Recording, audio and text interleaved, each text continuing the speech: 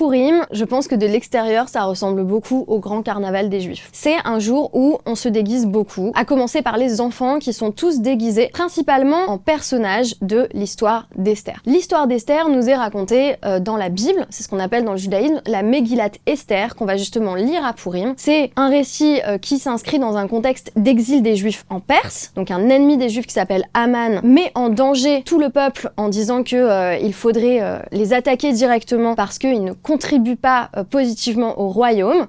Esther est une juive qui va se marier avec le roi Assuérus, qui est le roi des Perses. Et donc on a une sorte de lutte d'influence dans les plus hautes sphères du pouvoir. Aman, ennemi des Juifs, essaye d'influencer Assuérus, le souverain, pour qu'il tue tous les Juifs. Et de l'autre côté, Esther va jouer un jeu plus fin. Elle ne révèle pas qu'elle est juive immédiatement, mais seulement lorsqu'elle comprend le destin tragique qui les attend. En effet, normalement, elle n'avait pas le droit de se présenter devant le roi, Achashvérosh ou Assuérus comme ça. Il fallait obtenir une autorisation spéciale. Sauf que là, c'était l'urgence. Et par conséquent, elle jeûne pour se donner de la force spirituelle. Et elle va demander à tout le peuple de jeûner avec elle. Son jeûne à elle, dans la Bible, dure 3 jours.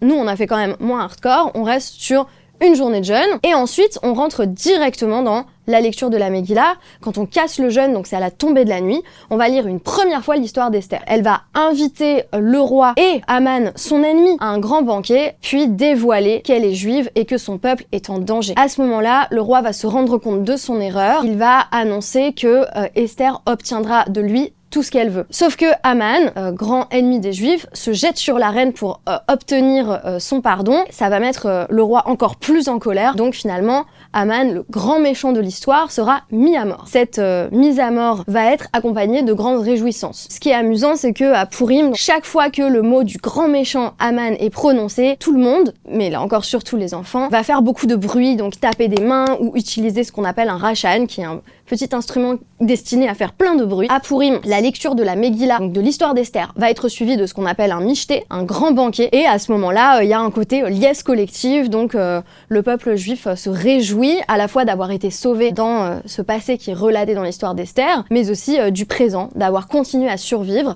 Et c'est vraiment une fête de la résilience.